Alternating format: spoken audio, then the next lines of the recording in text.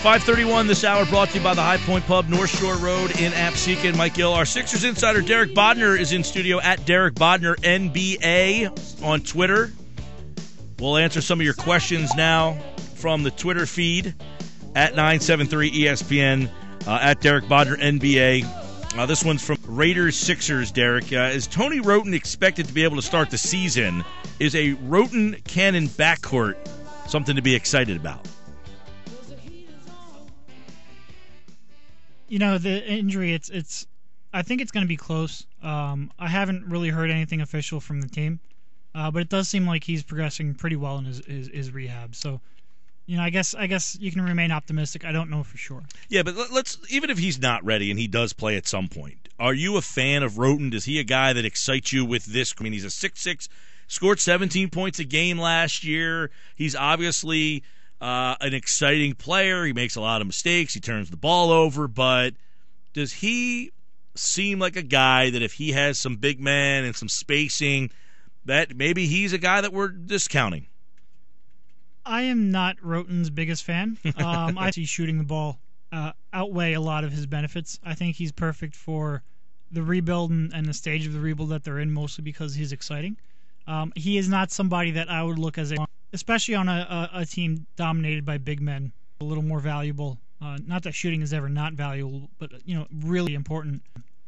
He's not somebody I look at as a long-term piece. I don't look at Cannon as a long-term piece. Again, great shooter, kind of the mirror opposite of Wroten, and a guy who shot off from anywhere on the court and really quickly. But that's really all he does. I mean, a guy who you can't defend guards in this league with any consistency at all. To me, they're both guys that you have to upgrade from. Yeah, he's like a guy who can give you a little offense off the bench, but 5'10", not big enough to start really, give you a full minute, it looks like. And Wroten's another guy. Do you think he's an energy guy off the bench, limit his minutes, or do you think, that he is talented enough to be a starting player? And what's his position? No, I think he's a spark off the bench. I think if he's going to grow into a role, I think that's a role. Position, he's probably the type that you're probably going to want just because you want the ball in his hands, and you want his constant threat, a guy driving the basket. So you're probably going to put him at the point. He's certainly not the best decision maker in the world, though, and he's not a guy that you're really going to run a lot of structured offense around. Here's a question regarding Hollis Thompson. Can he showed some flashes late at the year, Derek. Could he be a guy that the Sixers can count on to hit open jumpers? Yeah, no, I think you can count on Hollis to hit open jumpers. He struggled quite a bit at the beginning of the year. I think a large part of that was because he was making some mechanical changes to his shot to try to get it off a little bit quicker. And he even admitted to me at one point that every time he goes out and he struggles, he wants to revert back to the old form, just because it's it's muscle memory, it's what he's confident in, and I think that confidence plays a big part in it. But when he came back from that sickness in the second half of the year, he really shot the ball well. He's a guy who's shot the ball well pretty much at every level, every stop throughout his career. I do think he's the type of guy that you can count on to make shots. The rest of his game probably isn't diverse enough to really be much more than 20-minute-a-game guy, but I do think he will hit shots, yes.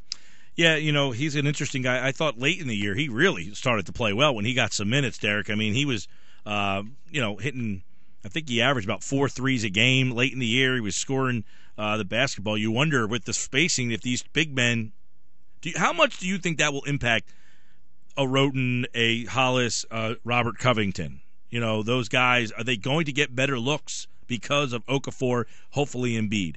Oh, well, they will certainly get better looks. Duke was, they shot the ball really well from the perimeter, and a big part of that was Okafor's ability to draw attention down low, and not only that, but make the correct passes. And he's really good at kicking the ball out. Even if it doesn't end up in an assist, it's kind of like the hockey assist where he'll kick the ball out, the defense will rotate, and eventually that'll lead to an open corner three. And you look at a guy, especially a guy like Robert Covington, at one point towards the end of the season, about 70% of his catch-and-shoot jump shots were contested, were with a guy within 3 or 4 feet or whatever the definition is. Typically for an outside shooter, that's about 45%. So he really didn't have anybody on the Sixers that could get him an open look, and yet he still succeeded at a pretty high level as a shooter. And he shot really well. I think it was in the mid-40s on transition threes, and a big reason for that was because that's how he was able to get an open look. So I think if you give him more open looks that a guy like Okafor and hopefully Embiid can generate him, then I think he could definitely improve as a three-point shooter through no other reason than because he's getting better looks at the basket. Yeah, there's a question from Daryl. He says, Derek, do you see a jump from Covington this year? Was last year's glimpses just that, glimpses? No, I think he's a very legitimate shooter. And again, a guy who has pretty quick release and who has excellent range. And I think that's going to be a really key skill. If you're looking at the difference between a guy like Covington and a guy like Hollis Thompson, to me, Covington just has a much quicker release. And because of that, he's a little more effective at spacing the floor, because guys are more afraid of leaving him because he's going to be able to, make them pay. So yeah, I think if Okafor, is able to draw double teams at the rate that he was in college, then I think a guy like Covington could have a pretty big year. What's his best position? I would say probably small forward. I think when he first came in, I viewed him a little more as a power forward, because I think, the ability to stretch from that position is really important. He can't rebound for a power forward, though. He can't defend a lot of the power forwards. I think he's probably a small forward. He's not the quickest laterally. He's not the best defensive small forward in the league. But I think that's probably where his long-term future is. All right, some more tweet questions for Derek. Can Jahlil Okafor really be a superstar, meaning the best player on the title contender in today's NBA? It's a guard-driven league, so many people say. I thought Sam Hinkie said something interesting, Derek, in that, hey, maybe he's a guy with plays with his back to the basket, and he does it at such a great level that people have to adjust to what we do. Yeah. No, I mean, I think there's two factors in this guard-driven league. I do think the rule changes on the perimeter, the hand-checking rule specifically, change how you can guard, guys with the basketball. And it gives, really quick guys who are quick with the ball in their hands, it gives them an advantage that they didn't have, 20 years ago. So I think there is some legitimacy to it being a guard-driven league. I think part of the reason it's guard-driven is because, the three-point line has become so valued of late. And you can look at the studies where, just looking at how many three-point attempts teams have shot, how that's changed over the past 20 years. It went from, teams shooting 10 threes a game to 20, 22 threes a game. So it's become a much bigger focus. But I think even in that regard, a big man like Okafor, who can draw a double team and kick out of it, I think that helps a three-point shooting team quite a bit. You saw that with, Orlando with Dwight Howard, and Dwight Howard is certainly not near the skill-wise what Okafor is in the post. He was just more physically imposing. But when you have a big man who can force the defense to collapse like that, you're going to get your teammates open looks. So I think Okafor can help a three-point shooting team. And I do think a big part of the reason that, big men, post-up big men specifically, have gotten out of favor is that there just aren't very many coming into the league with that skill set.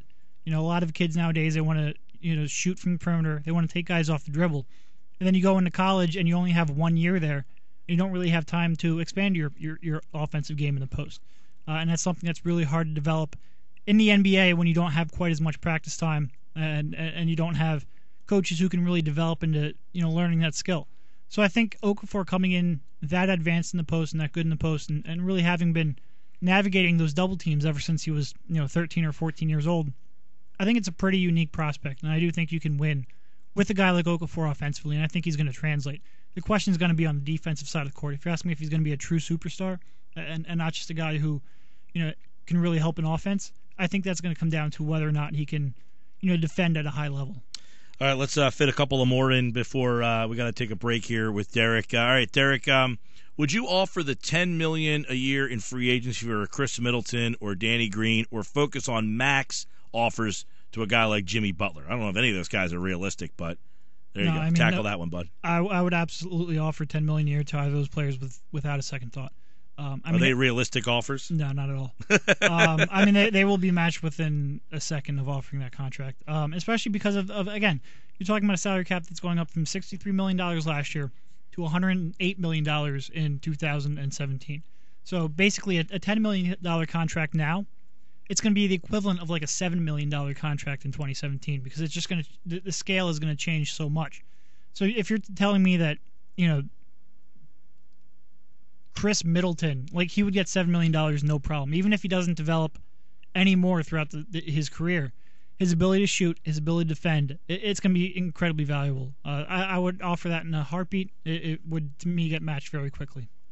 All right, let's take some more questions here. This one is from Tom. He wants to know, can you see the Sixers facilitating a trade with the Lakers, Sacramento, and getting D'Angelo Russell? I keep hearing people trying to figure out a way to get – it's like Eagles fans who still want Marcus Mariota. Yeah, no, I mean, if the Lakers preferred Jahlil Okafor, I think they probably would have taken Jahlil Okafor. At this point, it's hard for me to really guess what Sacramento is going to do.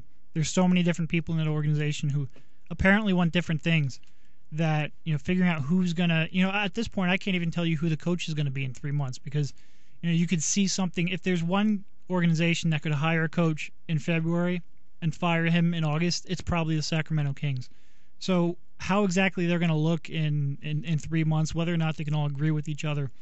Apparently Ronadive wants to keep Cousins, and he has the biggest say in that organization, obviously.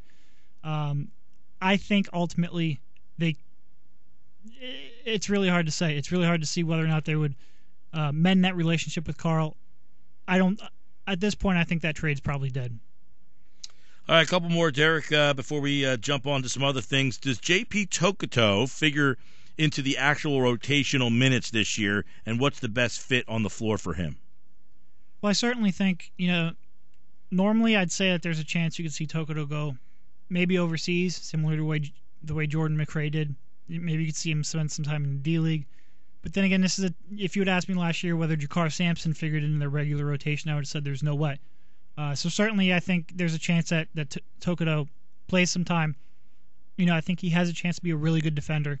I think he has a chance to play a little more in control than maybe KJ McDaniels did last year on the offensive side of the court.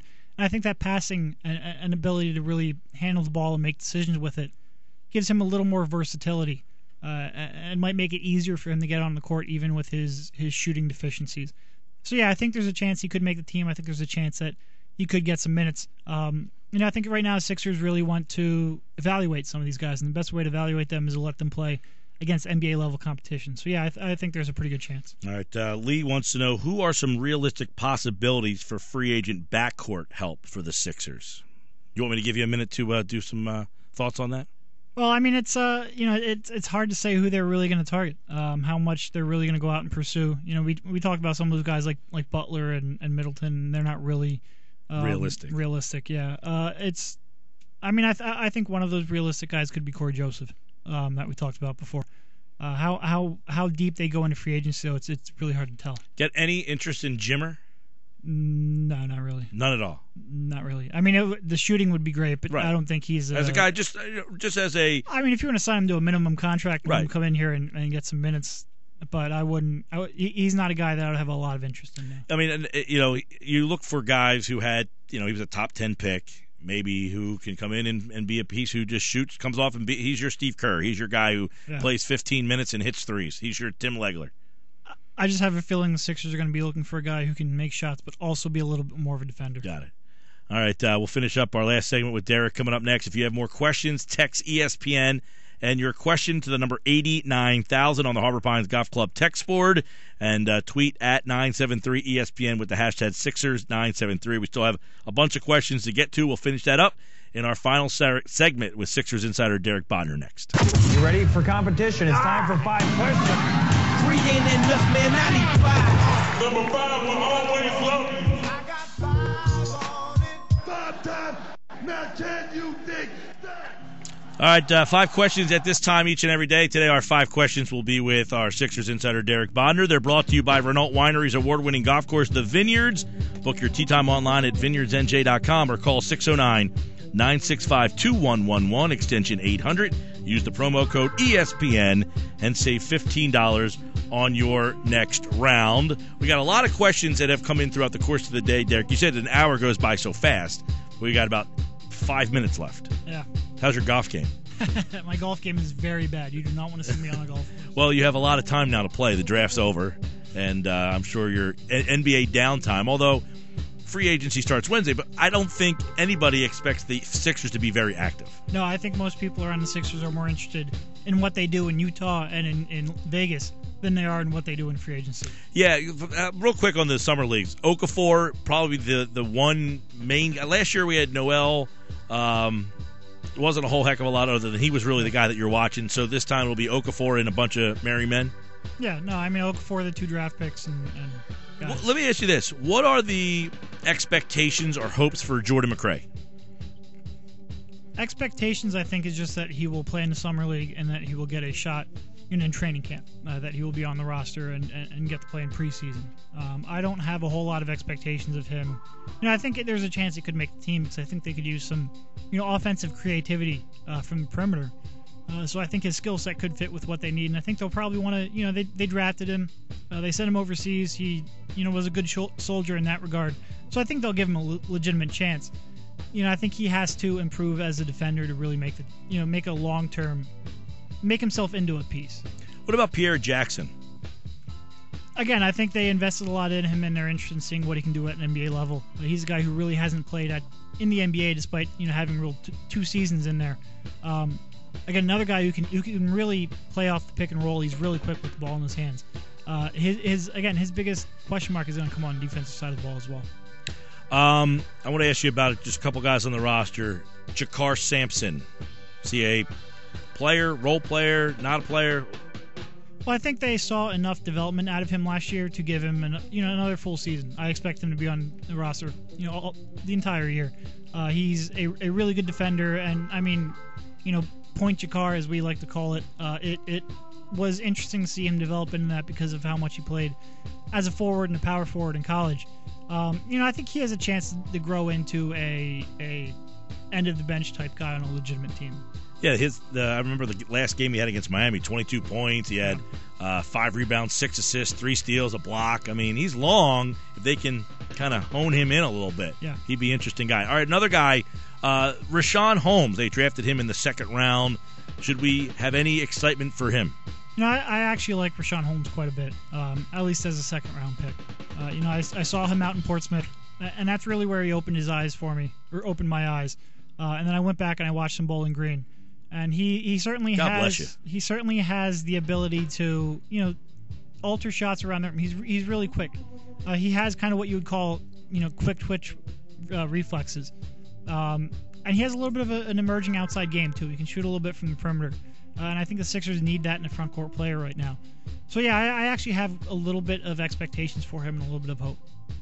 All right, another guy, Jeremy Grant. Was he kind of a fluke? I don't want to say fluke.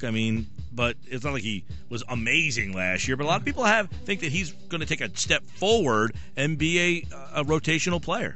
Well, he had that 2-month period where he really shot the ball well. And I think that's going to be a key for him because he really struggled to shoot the ball at the beginning of the year, and he struggled to shoot the ball at the end of the year.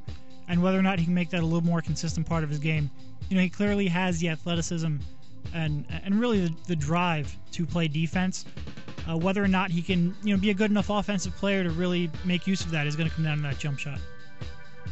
All right, a couple more here. Spending some time with Derek Bodner at Derek Bodner NBA. Furkan Aldemir. There was a lot of hoopla when he came over finally last year. Was it warranted? Well, he sets really good screens. He rebounds well too. He is a very legitimate rebounder.